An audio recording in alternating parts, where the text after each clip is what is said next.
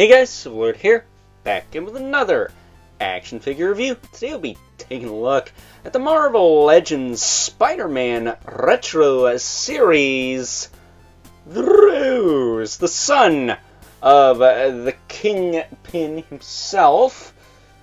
That said, this course brought to us by the fine folks over at Hasbro, as well as the local friend who shall not be named for privacy reasons, and his twin, the other local friend who shall not be named for privacy reasons, for hooking this up. They found it at one of our local Ollies. So, yeah, check your Ollies if you want the Spider-Man Retro Wave from last year and the Avengers Beyond Earth's Mightiest stuff. They're starting to get that in. I'm keeping my fingers crossed that maybe they'll get some of the X-Men 97 Wave 1 figures, but my luck, probably not. Still holding out hope for that Thor 2-pack, though. So, with that being said, why don't we cut right to the chase and get into the meat and taters of this review and take a look-see at all the Rose has to offer in terms of accessories before I roll any more R's.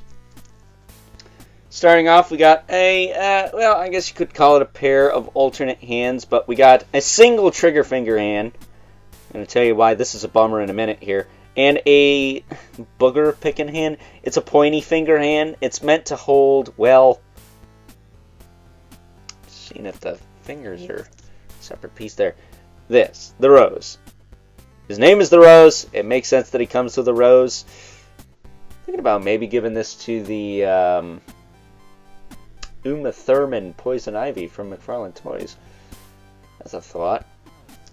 Let me just double check this pointy finger. I think it's balled up into a fist. Yeah, it is. Thought maybe the fingers here were separate. That way you could lift them up and tuck the rose stem in there. Almost said handle. That said, should be worth noting that both the hands have the up and down hinge. So you can hold his stuff correctly. Because he also comes with a couple guns. And I don't recognize these guns. Are these new?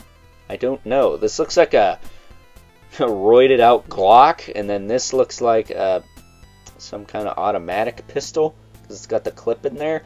I might give him this. This is very mobster-esque. The big clip sticking out the bottom. So those are pretty cool. Only wish he had two grip hands so he could dual wield like a boss. But I guess that's not happening. Get it? Because he's a mob boss. So taking a closer look at the Rose here. He's just a white suit with a...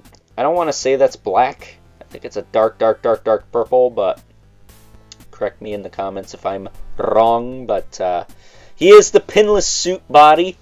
I think we first saw this on Jigsaw and Mr. Knight from the Watcher Build-A-Figure Wave.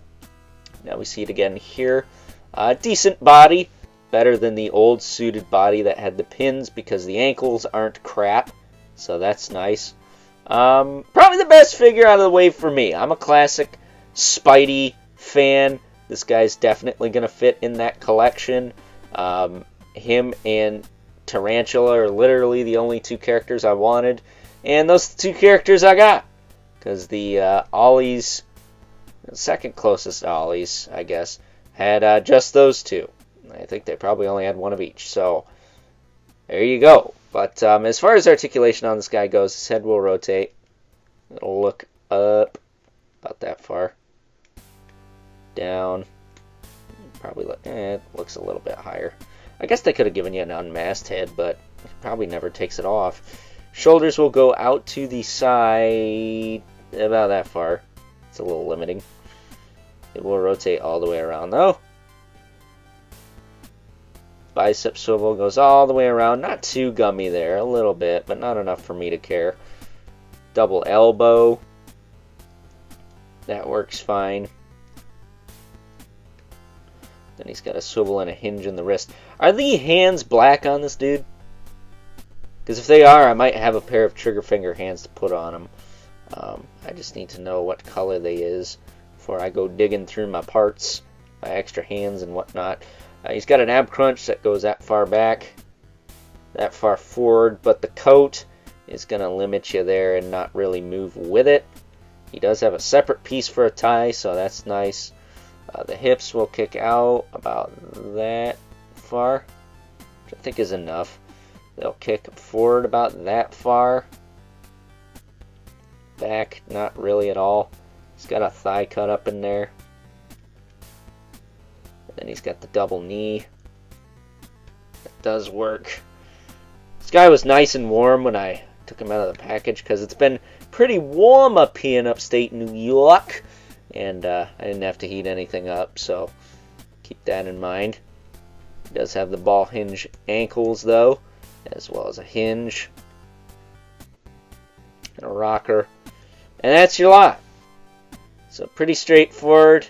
And let me know if you guys could see this guy well enough. I know I'm using a semi-brightly colored backdrop for my videos, and this is an awful white figure, a very bright figure, so I don't want him to be all washed out. But before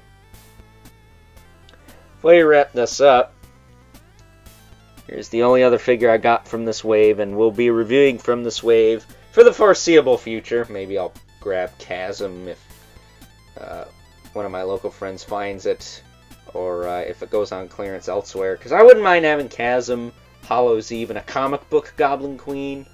I know there's that one in the X-Men 97 Wave 2, but I don't know about all that. Maybe a head swap would fix it. Then we have our two regulars. The Mythic Legion's Brother Mandibolith, right there. And the infamous 11 Spawn, who, as usual, towers over everyone. So, with that being said, it's time now that we move right along and wrap things up with some final thoughts.